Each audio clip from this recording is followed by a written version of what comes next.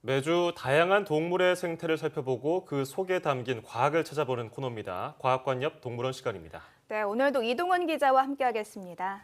안녕하세요. 안녕하세요. 네, 저희가 지난 시간에는 아주 시원한 그림을 많이 봤어요. 아쿠아리움을 다녀왔는데 오늘 이 시간 주인공은 누굴까요? 네, 이번 주엔 다시 동물원으로 한번 돌아가 볼까 합니다. 네. 이 곰이나 호랑이만큼 동물원의 아주 대표로 꼽히는 동물이죠. 코끼리에 대해서 한번 얘기를 나눠볼까 합니다. 네. 예, 동물원의 주인공 하면은 호랑이, 사자, 기린, 코끼리도 빼놓을 수가 없죠. 네. 이 이름값을 하듯이 이 코끼리가 얼마 전에 동물원에서 아주 훈훈한 모습을 보여줬는데요. 네. 전 세계적으로 화제가 된 영상이 있는데 먼저 한번 보시겠습니다. 네, 지금 코끼리가 물에 빠졌네요. 근데 옆에 있는 네. 코끼리가 조금 어쩔 줄 몰라 하는 것 같고요. 멀리서 굉장히 급하게 한 코끼리가 걸어오고 있는데 지금 서성거리면서 아기 코끼리를 구하려고 하는 모습인 것 같죠? 그런 것 같아요. 네. 지금 물속으로 들어갔네요. 뛰어들었네요. 네. 지금 두 코끼리가 힘을 합쳐서 아기 코끼리를 물 밖으로 건져 올리는 모습인 것 같은데요. 예, 네. 숨을 잘 못 쉬는 것 같으니까 두 성인 코끼리가 네. 아기 코끼리 숨 쉴 수 있도록 도와주고 결국 유도를 지금 하는 잘 거죠. 구해냈네요. 네. 네. 네, 맞습니다. 이 물에 빠진 코끼리는 한 살 된 아기 코끼리 희망입니다. 네. 이날은 희망이가 태어나서 처음으로 방사장에 나온 날인데요.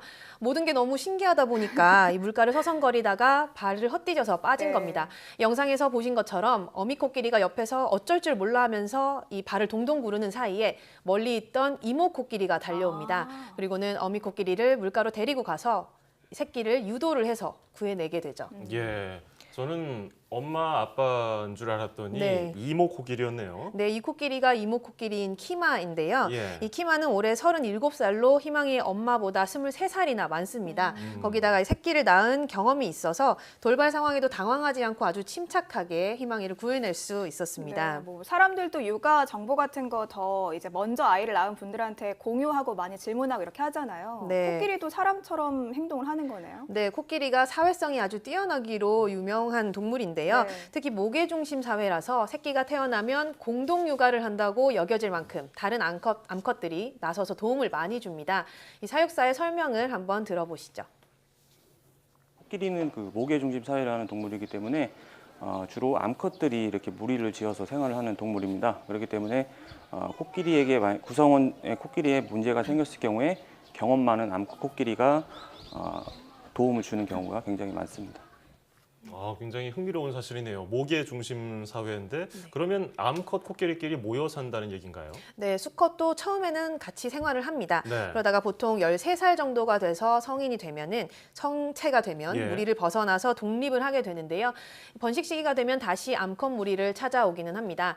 암컷과 새끼들이 대부분 함께 살다 보니까 무리의 대장은 가장 나이가 많은 암컷이 되겠고요. 그러면 이 연륜 있는 코끼리들이 자신이 배우고 경험한 것들을 잊지 않고 이 무리들에게 전수를 해주는 겁니다. 굉장히 좀 사회성이 뛰어난 것 네. 같다는 생각이 드는데 체계적이죠, 그러네요. 네. 이게 조직적이고 체계적이려면 아무래도 굉장히 좀 영리해야 그게 가능하잖아요. 네. 의외로 똑똑한가 봐요, 코끼리가. 실제로 이 코끼리의 지능이 아주 뛰어나다고 알려져 있습니다. 네. 보통 서너 살 정도 어린아이의 지능을 가졌다고 알려졌는데요. 특히 장기 기억력이 아주 뛰어납니다. 그래서 어렸을 때의 경험이나 다른 코끼리와의 관계, 주변 환경 이런 것들을 오랫동안 기억한다고 하는데요. 사람의 경우도 한 번 만나면 냄새를 기억해서 다시 만났을 때 알아볼 정도라고 합니다. 영리하네요. 예능 프로그램에서 연예인들이 아프리카에 가서 코끼리를 만나고 네. 왔었는데 네. 오랜만에 찾아갔더니 또 알아보는 듯한 네, 그런 맞습니다. 모습을 보여준 네. 것이 저런 습성 때문인 것 같아요. 근데 코끼리에 대한 약간 선입견이 있었나 봐요. 몸집이 크고 좀 둔할 것 같았는데 그게 아니네요. 네, 오히려 이 덩치가 큰 것이 지능과 연결이 될 수도 있는데요. 네. 코끼리의 뇌가 어떤 육상 동물보다도 크고 무겁습니다.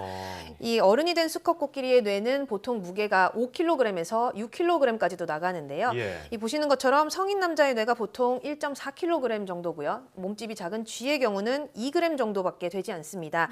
물론 뇌의 크기와 지능이 비례하는 것은 아니지만 코끼리의 경우는 뇌 구조 덕분에 기억력이 뛰어나고 주변 상황을 빠르게 인식할 뿐만 아니라 스스로 계획을 세우는 모습도 보인다고 합니다. 이렇게 지능이 뛰어나다 보니까 사회성도 뛰어난 거고 또 이렇게 가르쳐주는 것도 잘 습득할 수 있는 것 같아요. 네, 맞습니다. 아까 만나보신 희망이의 경우도 이제 엄마 껌딱지처럼 착 달라붙어서 엄마가 하는 행동을 하나하나 다 따라합니다. 네. 제가 직접 가서 보니까 이 엄마가 물에 건초를 담가 먹으면 희망이도 그대로 따라하고요. 또 코로 이렇게 풀을 끌어모으면 아주 어설픈 솜씨지만 흉내를 또 냅니다.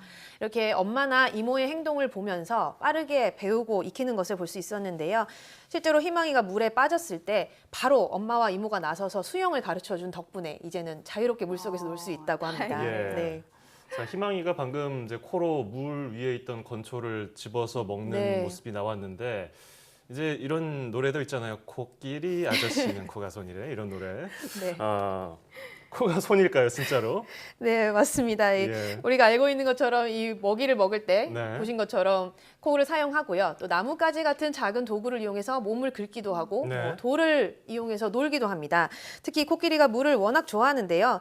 한 번에 10리터까지 코로 물을 빨아들일 수가 있어서 이 샤워기처럼 코를 이용해서 몸에 물을 뿌리기도 합니다. 예. 코가 큰데도 굉장히 의외로 좀 섬세한가 보네요, 감각이. 네, 이 코끼리의 코는 뼈가 없고 15만 개 이상의 근육으로 이루어져 있습니다. 네. 근육 세포들이 촘촘히 연결돼 있기 때문에 굉장히 섬세하고요. 또 이 코끝을 아주 정교하게 움직일 수 있어서 말 그대로 노래하신 것처럼 사람의 네. 손처럼 자유롭게 쓸 수가 있습니다. 네, 코끼리 아저씨의 코는 손이었네요. 네. 과학적 근거가 있었네요. 자, 코끼리가 또 물을 굉장히 좋아하는 것 같아요. 뭐 네. 코에다가 물 10리터를 넣어서 뿜기도 하고 마시기도 하고 아까 물 속에 빠진 거 보면은 네. 뭐 물을 좀 두려워하지 않은 것 같기도 해요. 근데 뭐 화면에서는 흙을 이용하는 모습도 자주 보이잖아요. 네, 그 이유가 이 코끼리 피부에 있는데요. 네. 코끼리의 피부에는 땀샘이 없습니다. 아하. 그래서 항상 피부가 건조하고 햇빛에도 민감한 편인데요. 땀을 흘리지 않으니까 체온 조절도 좀 힘들겠죠. 그래서 이 요즘처럼 더운 날에는 물뿐만 아니라 말씀하신 것처럼 흙이나 진흙을 몸에 묻혀서 자외선으로부터 피부를 보호하기도 하고요. 또 더위를 식히는 데 쓰기도 합니다. 근데 저는 코끼리 얘기를 하다 보니까 그 코끼리 중에 스타 코끼리라고 해야 할까요? 그 말하는 코끼리 네, 이름이 맞습니다. 코시기 코시기입니다. 맞죠? 네. 기억이 나는데요. 많이들 네. 기억하고 계실 텐데 이 오랜만에 코시기의 모습을 영상으로 한번 네. 만나보시겠습니다.